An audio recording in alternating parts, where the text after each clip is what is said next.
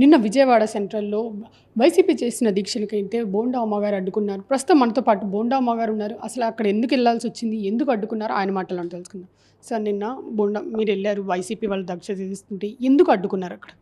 GSL medical institutions మరియు కిమ్యూ international university భాగస్వామ్యంతో Indian aligned MBBS course అడ్మిషన్లు అందిస్తోంది నియో.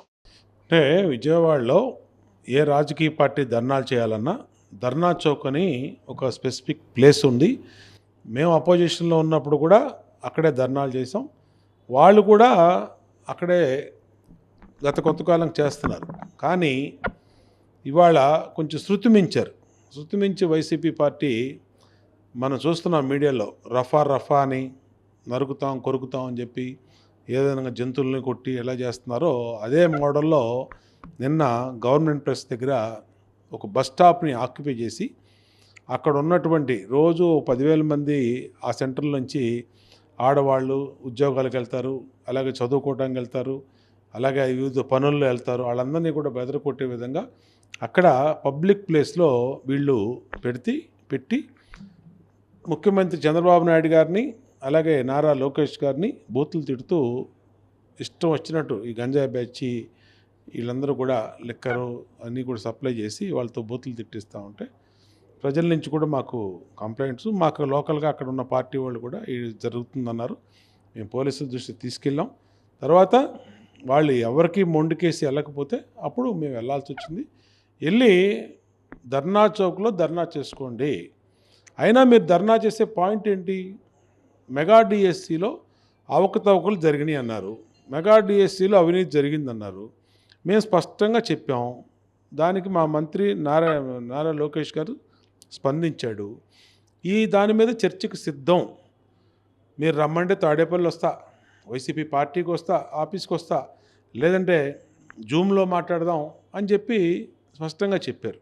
అయినా మీరు అది స్పందించకుండా దానికి చర్చకు సిద్ధమని అనౌన్స్ చేసినా కూడా వినకుండా మీరు అవాస్తవాలు, ప్యాకాట్లో ఉన్న వాళ్ళకి ఉద్యోగాలు ఇచ్చారు, స్పోర్ట్స్ కోటాలో ఉద్యోగాలు ఇచ్చారు, అమ్ముకున్నారు, నకిలీ వాళ్ళకి ఇచ్చారు అని చెప్పి ఇష్టం వచ్చినట్టు మాట్లాడతారు. మేమేం చెప్పాం? బ్రిడ్జ్ గేమ్ అనేది గవర్నమెంట్ ఆఫ్ ఇండియా స్పోర్ట్స్ దాంట్లో పెట్టింది, మాకు సంబంధం లేదు. అయినా బ్రిడ్జ్ గేమ్లో ఇక్కడ ఒక ఉద్యోగం కూడా ఎవరికి ఇవ్వలా. అట్లాగే మెగా డిఎస్సి అత్యంత పారదర్శకంగా 8 నెలల కిందట 18,000 మందికి ఉద్యోగాలు వచ్చినాయి. ఇవాళ వీళ్ళు దొంగలు పడిన 6 నెలల కుక్కలు మురిగినట్టుగా రోడ్డు మీదకి వచ్చి ఈ విధంగా ప్రజా జీవితానికి ఆటంకం కలిగిస్తూ రఫా అని గంజాయి బ్లేడ్ బ్యాచ్లు పెట్టుకొని తాగేసి ఇష్టం వచ్చేస్తానంటే ఊరుకునే సమస్య లేదు. మా నాయకుడిని తిడతానంటే చూస్తూ ఊరుకోం. దానికోసమే అక్కడికి వెళ్ళాం, దాన్ని సరైన రీతిలో చెప్పాం. వినకపోయినా పోలీసులు వాళ్ళని అక్కడి నుంచి పంపించడం జరిగింది. అంటే మీ పార్టీ మీ కాన్స్టిట్యున్సీలో ప్రతిపక్షాన్ని దీక్ష చేసుకునే అవకాశం కూడా లేదా అని చెప్పి వైసీపీ వాళ్ళు అంటున్నారు. దీని ఏమంటారు? నేను తెలుగులో చెప్పా, దీక్ష చేసుకోవడానికి ఎవరికైనా విజయవాడ నగరం మొత్తం కలిపి ధర్నా చౌక్ ఉంది. అది తెలుగుదేశం పార్టీ కాదు, వైసీపీ కాదు, ఎంప్లాయీస్కి కాదు, ఇంకోటికి కాదు, ఎవరికైనా అందరికీ ఉండేది అది ఒకటి ప్లేసే. దాంట్లో చేయాలని ప్రభుత్వం నిబంధనలు ఉన్నాయి, చట్టం ఉంది, అక్కడ పెట్టుకోవాలి. వాళ్ళు పెట్టుకుంటున్నారు ఆల్రెడీ అక్కడ. అలాంటిది నిన్న శృతి మించి రోడ్ల మీదకి వచ్చి రఫా అని గంజా బ్యాచ్తో జనాల్ని భయపెట్టి జనాల్ని బెదరకొట్టాలంటే, ఆడవాళ్ళని బెదరకొట్టాలంటే కుదిరే సమస్య లేదు. మా నాయకుడిని బూతులు తిడతాం కానీ ఇవన్నీ కరెక్ట్ కాదు, కాబట్టే అడ్డుకోను. మీ పార్టీ కార్యకర్తలు కోడిగుడ్లు టమాటాలు వేశారు, ఒక మాజీ ఎమ్మెల్యే మీద అలా చేయడం ఎంతవరకు కరెక్ట్ అని వైసీపీ మిమ్మల్ని అడుగుతుంది. ఎవరు కూడా అలా చేయరండి, ఎవరు అలా చేయరు. ప్రజలు కడుపు మండి అటే వెళ్ళేవాళ్ళు, ఇంటికి వెళ్ళేవాళ్ళు, కూరగాయలు పట్టుకెళ్ళేవాళ్ళు ఎవరన్నా చేశారో నాకు తెలియదు. నేను మాట్లాడతానికి మాట్లాడుతున్నా. అలాగే ప్రజలు వచ్చారు, పార్టీ కార్యకర్తలు వచ్చారు. అవన్నీ అవాస్తవాలు, అవన్నీ ఉట్టి మాటలు, అవన్నీ ఏం జరగలా. కాకపోతే ఆ జనాల్లో ఏ విధంగా జరిగిందో, ఎవరు వేశారో వాళ్ళ మీద పోలీసు విచారణ చేసి వాళ్ళు చూసుకుంటారు.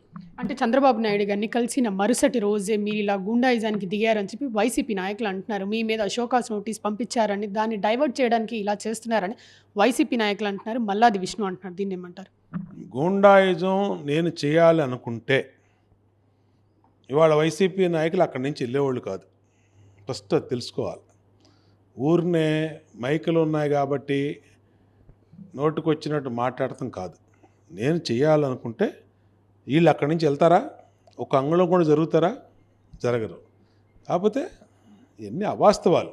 మేము శాంతియుతంగా వెళ్ళి చెప్పాం, శాంతియుతంగా వాళ్ళని అక్కడికి పంపించాం, పోలీసులు వాళ్ళని ఖాళీ చేయించారు. అంతవరకు నిజం తప్పితే గూండాయిజం, దౌర్జన్యం చేయాలని అనుకుంటే వీళ్ళు నియోజకవర్గాల్లో తిరగలేరు, ఇంట్లోంచి బయటకు కూడా రాలేరు.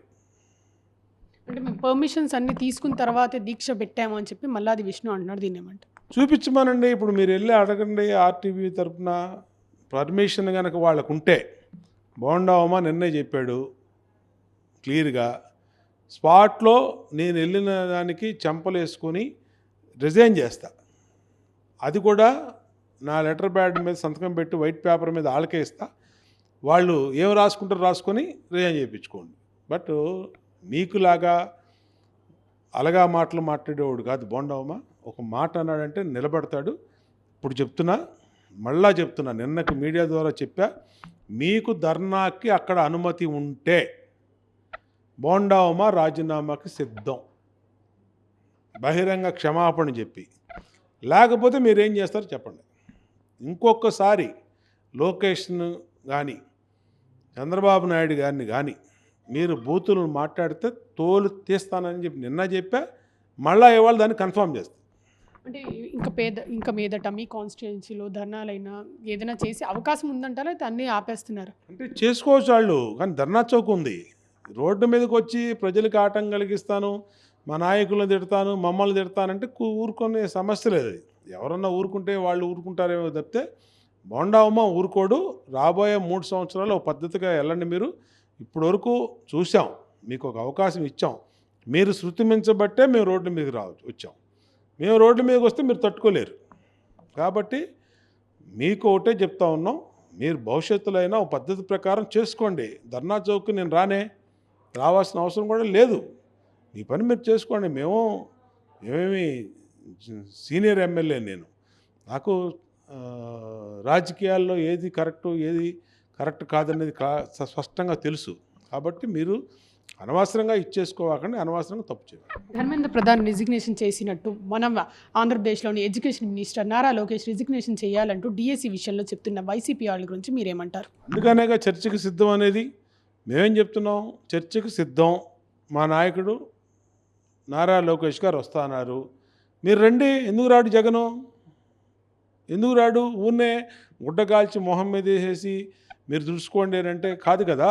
మీరు చూపించండి ఆధారాలు ఏంటో. మీరు ప్యాకాట ఆడే వాళ్ళకి ఉద్యోగాలు అమ్ముకున్నారన్నారు, చూపించండి. ఒక్కళ్ళన్నా ఇచ్చామో బ్రిడ్జ్ గేమ్లో చూపించండి. బ్రిడ్జ్ గేమ్ అనేది గవర్నమెంట్ ఆఫ్ ఇండియా పెట్టిందా, గవర్నమెంట్ ఆఫ్ ఆంధ్రప్రదేశ్ పెట్టిందా? చూపించండి. అట్లాగే ఇంకోటి ఏదైనా ఉంటే ఆధారాలు చూపించండి. అర్హత లేని వాళ్ళకి ఎక్కడ ఇచ్చామో, ఎక్కడ ఉద్యోగాలు. మీరు గ్రూప్ 1 మీ హయాంలో చేసి, ఆ గ్రూప్ 1లో హాయ్లాండ్లో అగ్రిగోల్డ్ దాంట్లో అనర్హుల చేత పేపర్లు దిద్దిచ్చి ఒక్కొక్క పోస్టులు 40 కోట్లకి డిఎస్పీ పోస్టులు, ఆర్డీఓల పోస్టులు అమ్ముకున్న చరిత్ర మీది. అది నేను చెప్పలా, హైకోర్టు చెప్పింది. దాంతో సీతారామాంజనేయుల్ని ఆ రోజు జైల్లో పెట్టారు, గౌతమ్ సవాంగ్ని ఆ కేసులో పెట్టారు. ఇంకా అనేక మంది అధికారులు ఉద్యోగాలు పోయినాయి, జైలుకి పోయారు. అది మీ చరిత్ర, మీ హయాంలో జరిగింది, నేను కాదు చెప్పేది, హైకోర్టు చెప్పింది.